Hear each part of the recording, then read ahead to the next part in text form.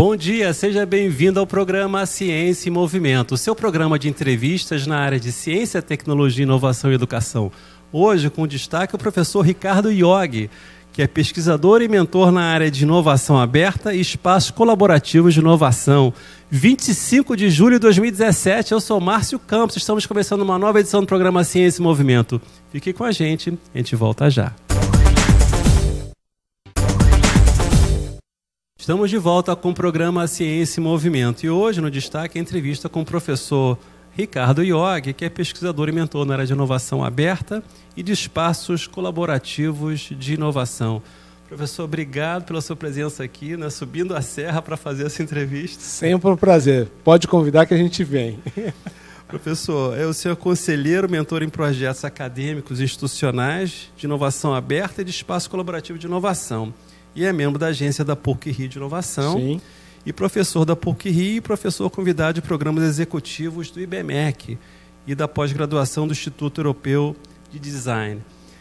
Mas foi executivo de uma grande empresa. Verdade. Recentemente. Acho que estava até falando sobre isso há um tempo, agora há pouco. Eu queria saber como é que foi essa transição de um executivo de uma grande empresa para professor na área de inovação. Bom, a inovação é uma área que, desde o início da minha carreira, eu sempre flertei com ela, né?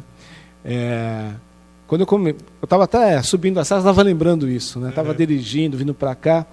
Eu comecei lá, adolescente, jovem, já mexer com o Apple II, né? Caramba. Então, abria o meu computador, tirava as placas, né? Fazia a ligação dos cabos, né? Fazia programação. Então, já estava trabalhando um pouquinho com isso.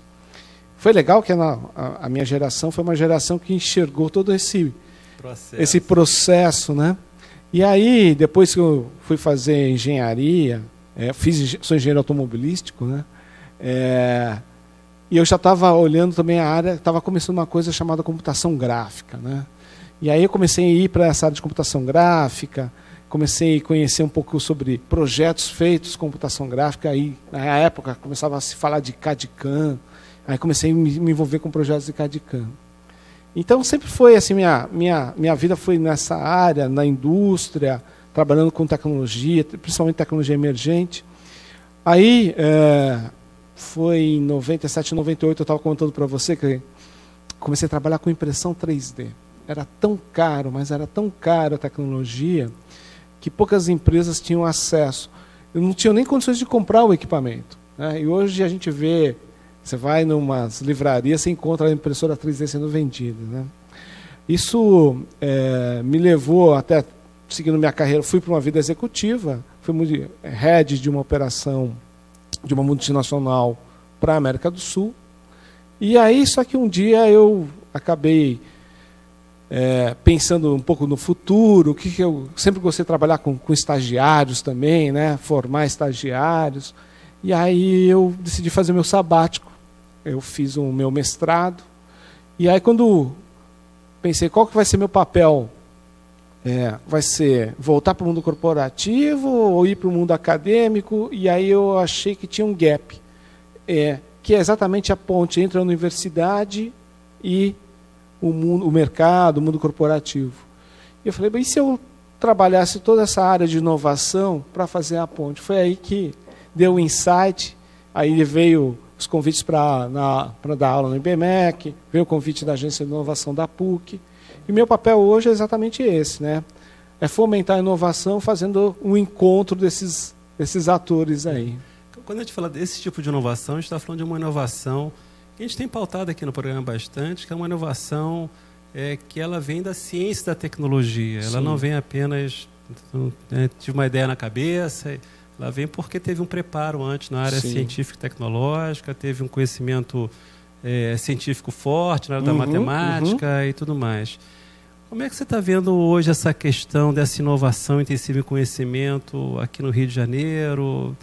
Teve aqui no começo do ano na Conferência da Cidade, Petrópolis está se posicionando como uma cidade inteligente. Como é que você está vendo essa questão, professor? Bom, primeiro que eu acompanho o canal, né? Vi né, a entrevista do Darlan, da prefeitura, depois a professora Flávia Bendelar, falando disso de inovação. Então, a gente tem seguido aqui. O que é interessante, a gente está começando a enxergar alguns pontos, e aqui eu começo a enxergar um ponto que é um momento de ruptura. Que, se a gente olhar a forma que nós fomos educados, a minha geração foi educada, a gente acabou, e até hoje eu acho que a academia prepara, forma, independente da área, empregados. Né? Somos todos assim meio que formados para ser empregados. Eu lembro lá atrás, a gente fala assim, esse menino está bem encaminhado, por quê? Ele se formou e tem um bom emprego. Né? Só que o mundo que esses meninos agora vão entrar é um mundo que você vai ter que ter uma boa base, né? Base de conhecimentos, mas também é um mundo que a dinâmica mudou. A gente está hoje num mundo onde a gente precisa ter trabalho, não necessariamente emprego. Tem um livro que eu li, eu acho que eu falei dele na palestra que eu dei no evento lá do começo do ano, na Conferência da Cidade. Na Conferência da Cidade, que é do Jeremy Hifkins. Em 96, ele escreveu um livro chamado O Fim dos Empregos. Ele estava falando o quê? Basicamente é que o volume de empregos no mundo, isso, veja, não é um ponto do momento de crise que a gente vive, mas é uma tendência, globalmente, o número de empregos vai diminuir, mas o trabalho vai aumentar. Então, significa que a nossa relação com o trabalho não necessariamente será através de emprego. Por isso que eu acho que a academia, além de dar toda a formação, a gente tem que dar um pouco mais de uma formação mais empreendedora.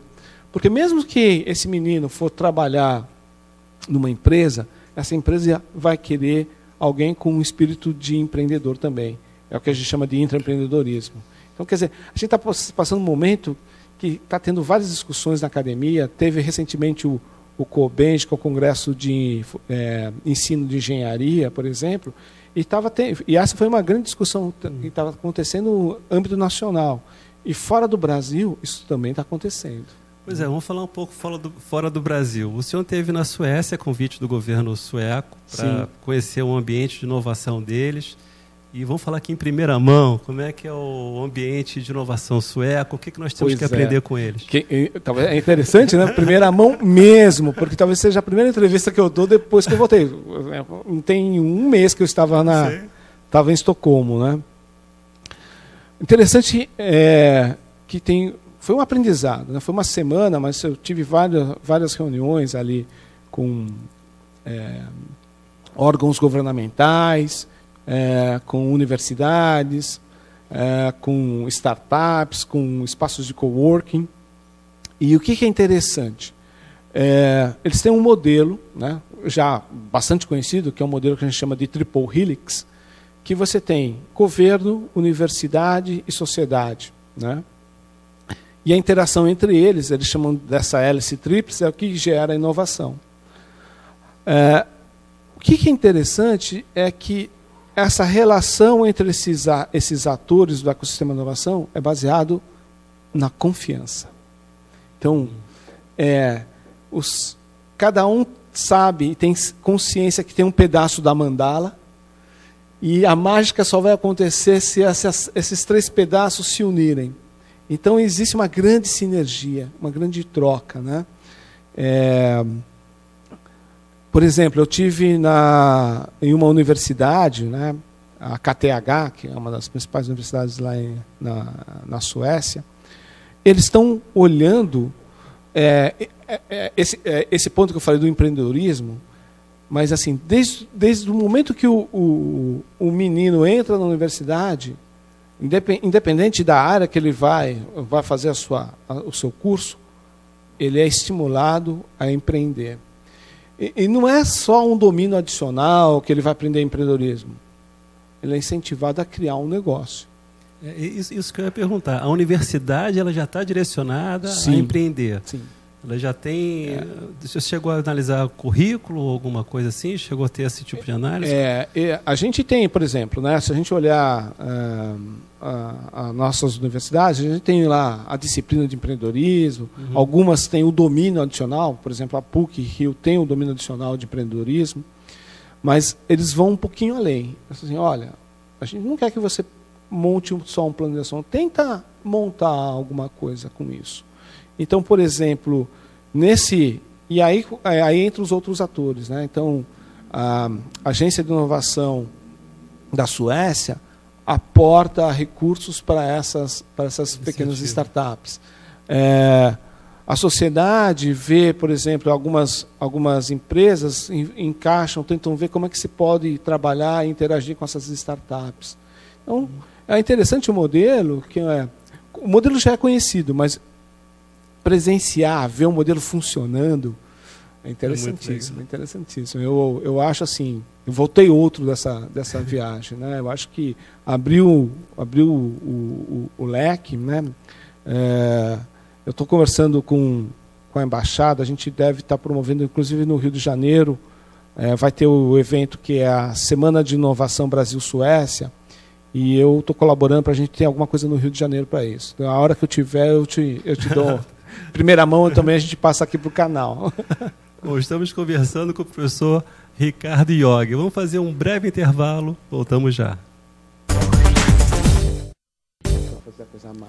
Estamos de volta com o programa Ciência e Movimento, entrevistando o professor Ricardo Iog, que é pesquisador e mentor na área de inovação aberta e de espaços colaborativos de inovação. O professor estava acabando de falar aqui antes do intervalo sobre a questão da Suécia, da hélice tripla, que é governo, sociedade e empresas. E vamos trazer essa experiência aqui para Petrópolis. O senhor que esteve aqui falando na conferência da cidade. Como é que está vendo esse movimento aqui do Distrito de Inovação, da Prefeitura e da sociedade? Como é que isso vai dar um caldo?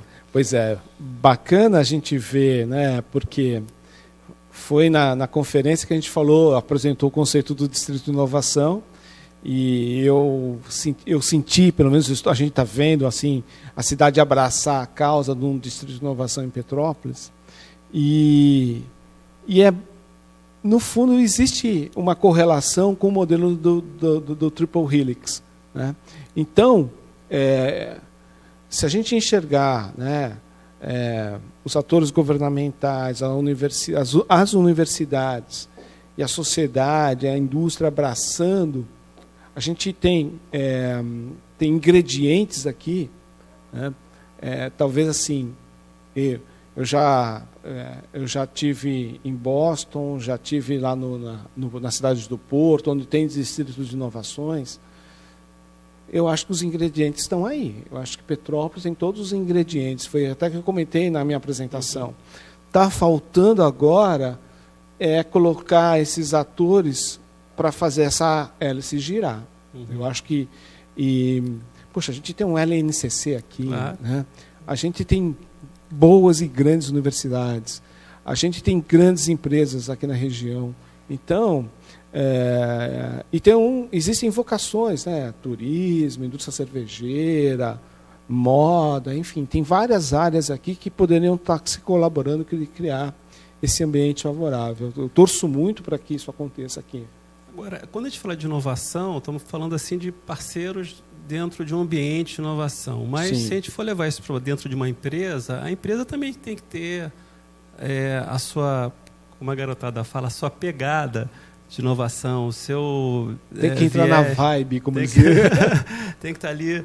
Como é que isso se cria dentro de uma empresa? Porque também se for uma empresa tradicional, que acha que o mercado está estabelecido, não tem uma cultura de inovação, como é que isso pode ser criado dentro de uma empresa, essa pegada da inovação? Bom, eu acho que assim, hoje em dia não existe mais mercado estabelecido. Aquela famosa lei de Moore lá, que a cada ano se dá o poder de processamento, né, dos computadores. Então, quer dizer, hoje a gente tem um mundo muito disruptivo, né? E aí, nesse ponto, é que nenhuma empresa pode se dar o luxo de parar, né? Não pensar em inovação. Eu costumo dizer assim, nessa questão de inovação é você remar contra a corrente. Parou, você não para ali, você vai para trás, né? E alguém vai ocupar o seu espaço, né? Então, nesse ponto, as empresas, eu acho que nesse momento, até por conta da crise também, estão mais sensíveis, né? Eu acho que a economia, como estava muito pujante, eu costumo dizer isso, né? Às vezes as empresas estavam até um pouco mais acomodadas. Eu chegaria até um certo ponto petulantes, achando assim, nós temos o segredo do sucesso. E, na verdade, ninguém tem. Mas, na verdade, se a gente se unir, criar essa sinergia, a gente vai conseguir fazer um processo interessante de inovação. Isso é o que está acontecendo no mundo inteiro. E as empresas estão começando a ficar sensibilizadas com isso, né? Eu vou pegar um exemplo do Itaú, lá em São Paulo, né, que acabou criando o Cubo, onde, quando a gente ia imaginar que uma empresa tipo Itaú ia apostar numa iniciativa para fomentar startups, né? Isso está acontecendo com o Porto Seguro, com o acelerador Oxigênio. Então, as grandes empresas estão criando seus ambientes, mas isso está indo para a pequena e para a média empresa também. Então, eu acho que o conceito do Distrito de Inovação é uma forma até de você democratizar isso, né? Ter um ambiente colaborativo para essa troca, né? Existe alguma diferença entre uma empresa grande inovar e uma empresa pequena inovar? Ou seja, os princípios são os mesmos, a dinâmica é a mesma? Como é que se marca essa diferença? Porque eu vejo aqui em Petrópolis, tem grandes empresas, efetivamente, né? Mas tem muita empresa pequena. Sim. Como é que essa empresa pequena inova com pouca gente? Como é que eles, como a gente está falando, criar uma inovação não só gradual, mas radical, disruptiva, como se fala? Bom, isso é interessante, né? Porque os recursos de P&D, de pesquisa, desenvolvimento, inovação, também nas grandes empresas estão começando a ficar escassos. Então, de uma certa forma, né, as grandes empresas estão começando a olhar para essas metodologias que a gente usa com startups para fazer os seus processos de inovação. Só para dar um exemplo, né, tem um livro chamado Organizações Exponenciais, que lá tem um gráfico mostrando o tempo que as empresas demoraram para entrar na lista das 500 maiores empresas da revista Fortune. Facebook, Google demorou 20 anos. E aí vai caindo. Facebook, 8 anos. 8 anos dela iniciar e entrar na lista das 500 maiores. E a última ali da lista é o Oculus Rift, aquele óculos de realidade virtual. 2 anos. Então, o que está acontecendo é que essas empresas entendem mais da dinâmica do mercado e as grandes empresas estão começando a beber dessa mesma fonte para começar a inovar também. Então, eu acho que não vai ter diferenciação em metodologia. O que tem que trabalhar é a cultura de inovação dentro da organização. E esse é um ponto fundamental, né? A gente está chegando no final do programa. Queria que rapidamente o senhor falasse para o nosso jovem qual é o posicionamento dele frente a esse mundo de inovação, dentro da universidade, qual tem que ser o comportamento dele, como é que tem que ser a cultura desse novo jovem, dessa nova juventude, frente a esse mercado tão dinâmico. O que eu falo para os meus alunos? Aliás, eu não tenho alunos, eu tenho padawans, né? Eu gosto que vão ser futuros Jedis. Na verdade, assim, não se limite ao seu curso. Busque...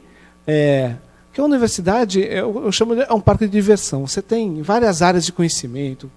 E hoje em dia você tem que ter uma visão mais holística, multidisciplinar. Então aproveita o momento. Nossa época, por exemplo, fazer intercâmbio, né, com outros países era coisa distante. Hoje é muito mais acessível. Então você ter uma troca com outras culturas, eu acho que assim, esse é o caminho, né? Eu acho que você não se forma para ser um engenheiro de uma empresa, você vai ser um profissional do mundo. O processo não para quando se forma, o processo continua, né? Porque na era do conhecimento, se você parar, você vai para trás também. Então você tem que estar sempre agregando valor e pensando nesse conceito que eu estou falando. Não procure emprego, procure trabalho. E procure uma área que você vai ser referência naquela área. Eu sempre costumo falar para os meus alunos, quando falar do seu nome, vai lembrar do quê? Então, e aí você começa a buscar uma trajetória para você ser uma referência em alguma área de conhecimento. Essa é a minha dica. Uma dica de leitura para essa garotada. O que eles têm que ler? 2 livros. 2 livros. Tem um livro chamado De 0 a 1, do Peter Thiel, recomendo, é muito bom. Fala muito desse... De 0 a 1. De 0 a 1, porque o livro chama De 0 a 1 porque é do nada criar alguma coisa. E o outro livro, esse de organizações exponenciais, que também é um outro livro muito interessante, fala desse novo ambiente de mercado, de tecnologia, de mudanças, de inovações disruptivas. Então é um livro que eu recomendo. Então, De 0 a 1 e Organizações Exponenciais. Professor Ricardo Iog, obrigado pela sua entrevista. Meu prazer. Obrigado. Até a próxima. Estamos encerrando o programa Ciência e Movimento. Você sabe que é ao vivo toda terça-feira às 10 da manhã, com reprise aos sábados às 22h30. E também você pode acompanhar o nosso canal no Facebook TV Ciência e Movimento, também no YouTube TV Ciência e Movimento. Seguir a gente no Twitter TV Ciência e Movimento. Obrigado pela sua companhia. Até a próxima. Forte abraço. Tchau.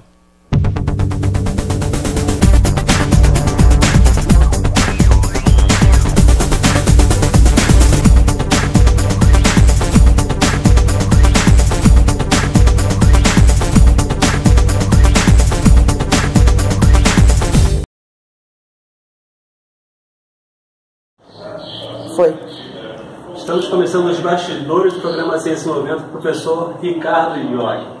Iog, obrigado pela sua entrevista, foi muito legal. Sempre é um prazer. Pode convidar que a gente vem. Mas eu queria começar os bastidores com uma questão que está aí eu andei lendo a respeito do Distrito de Inovação e dos parques tecnológicos. Sim.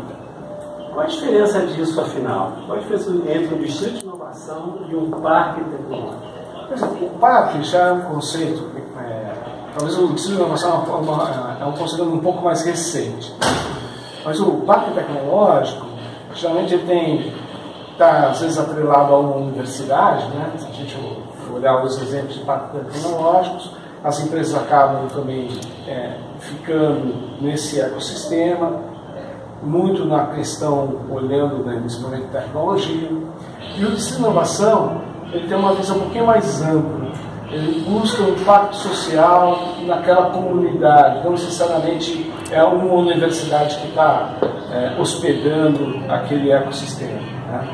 Então, o que é interessante no Distrito de Inovação, ele olha para uma região, busca gerar um impacto social naquela região, baseado na vocação daquela... E aí você vai trabalhar a inovação nas várias frentes. Tecnológica, de serviços. Então, talvez o conceito de inovação, de parque tecnológico, talvez assim, vamos dizer assim, a semente foi os parques tecnológicos ali, e aí o distrito é mais leve, algo vem em consequência até do conhecimento de parque tecnológico.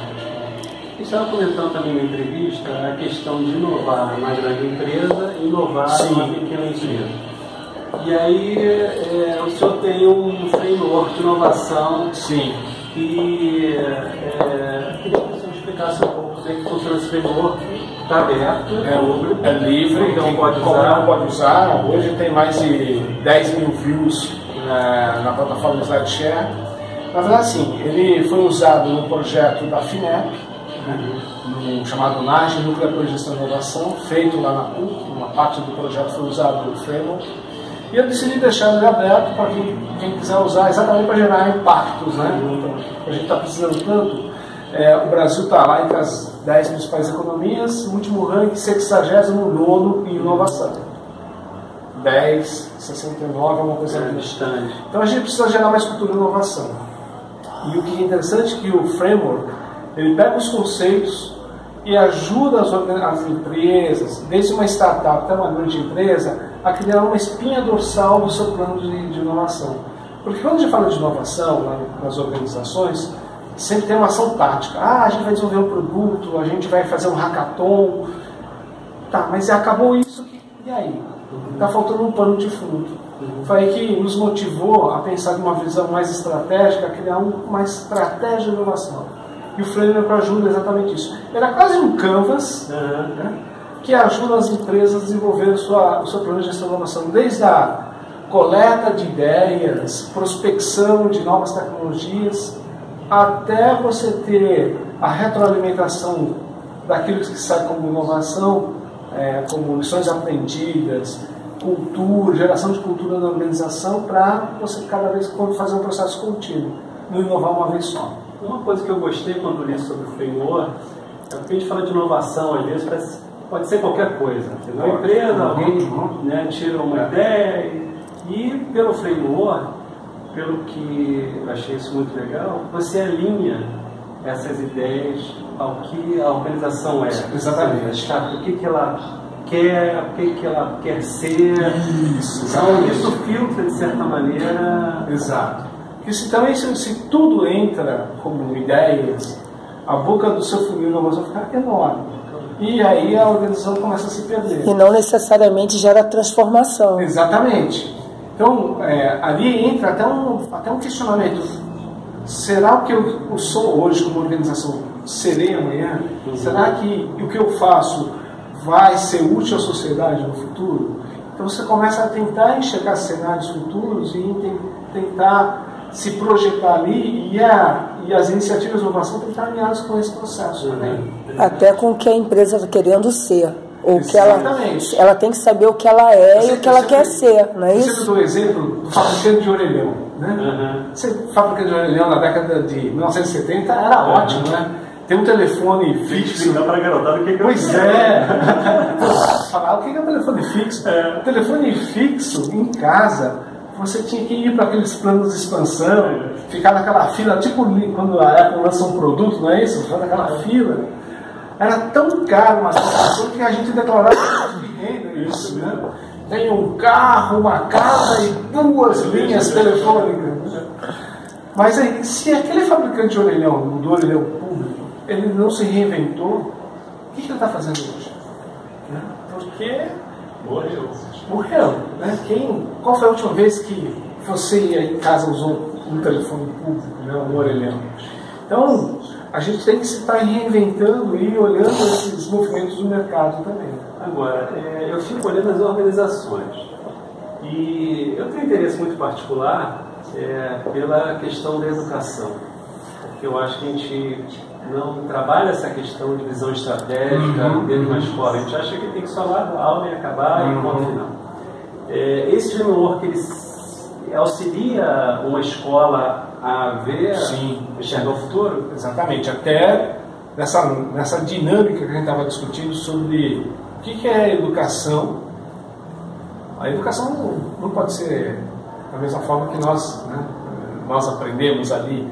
Basicamente a gente repete. Se eu tivesse tirado até alguns vídeos no YouTube que você vê lá a foto de uma sala de aula em 1910 e uma sala em 2017. Pouco se mudou, né? E aí a gente está recebendo uma geração milênio que já vem conectada. Tem professor que acha que o smartphone é um problema numa sala de aula, e para mim é um grande aliado. É uma solução. Então, a gente precisa, na verdade, e assim, é impossível você dominar todas as áreas de conhecimento. Né? Então, o que a gente precisa hoje, como educador? Ensinar as pessoas a aprender a aprender. Por quê? Cada vez as áreas de conhecimento vão mudando, vão priorizando outras, e se ele tem uma formação muito rígida dentro de uma área de conhecimento, que ele não aprende a aprender, ele vai ficar obsoleto muito rápido. Né? Então, o nosso papel é dar uma área de conhecimento, sim, mas principalmente ele aprender a aprender, ele buscar informações. Eu acho que esse é o grande desafio. Eu acho que é isso que é o grande problema da escola ainda. Nós ainda não conseguimos trabalhar a questão do aprender a aprender. Isso. Né? Muito por conta do que o pai ainda cobra, você cobrir os conteúdos de livro. Né? Eu sou completamente contra, já tenho uma campanha antiga de 100 livros nas escolas. Porque hoje você pode usar físico, né? Você não precisa de um livro Né? Você tem hoje uma biblioteca mundial na mão dessa garotada. Por que utilizar, então, por que não utilizar Flipped Classroom? Por que não utilizar a Biblioteca do Mundo para determinados assuntos que você ensina a garotada a aprender? E aí tem uma metodologia muito interessante chamada PBL, Problem Based Learning. Né? Você aprender através de problemas e desafios. Então, eu acho que vai começar um movimento, né? Nós temos grupos de discussões sobre essa nova forma de ensinar e usando também Design Thinking. Se você trabalha com Problem-Based Learning e Design Thinking juntos, é interessante o resultado, né? Eu vejo o resultado dos meus alunos de primeiro ano de graduação primeiro semestre, né? E eu gamifico, né, a disciplina. São várias, como se fossem várias startups criando seus produtos. Mas eu acho que isso tinha que começar lá atrás. Isso tinha que começar lá atrás, na educação básica. A gente tem que começar... Porque você tem que fazer uma mudança de cultura muito grande. Você tem um choque muito grande. As primeiras aulas, eles ficam meio chocados, porque eles estão acostumados àquela coisa. Você não vai dar aula. Eles perguntam se não vou dar aula, né? É muito grande. Então, aqui para assistir a aula, não, você está aqui é para viver essas... Né? A gente tem que aprender muito ainda na educação fundamental de ensinar o aluno a aprender. Essa disciplina que a gente tem, que a gente chama de introdução à engenharia, né? Eles são obrigados a fazer um protótipo conceitual. E é interessante que eles não sabem, a gente brincava, né? Pegava canudinho, pegava varal, né? Caixa de papelão, e essa geração às vezes não sabe fazer um pouco isso. E eu falo, não, vão fazer um protótipo, aí eles vão se virando. O primeiro sai horrível, o segundo já sai melhor, o terceiro vai evoluindo. Mas quando você cria um modelo também, então tem um movimento maker aí, né? Dessa de você fazer a prática. E eles começam a se engajar no projeto. Então eles começam a criar um espírito de equipe, que eles não sabem trabalhar em equipe, né? Eles trabalham em grupo, é assim, eu faço a capa e você faz o trabalho. Ainda é um patchwork, né? Ainda é fordista. Eu falo, não, é junto e misturado. Todo mundo tem que saber um pouco do projeto, e aí é um processo colaborativo. E o resultado é bem interessante, né? Bem interessante. Um dia eu vou te chamar para a banca. É bem legal. Professor, obrigado pela sua entrevista mais uma vez. Muito que ajuda o papo. Aqui a gente vai continuar, né? Com certeza. Já vou ficar sócio. Será bem-vindo. Obrigado pela sua participação, com participação também da professora Leila Freitas. Obrigado pela sua companhia. Até a próxima. Um forte abraço. Tchau. Tchau.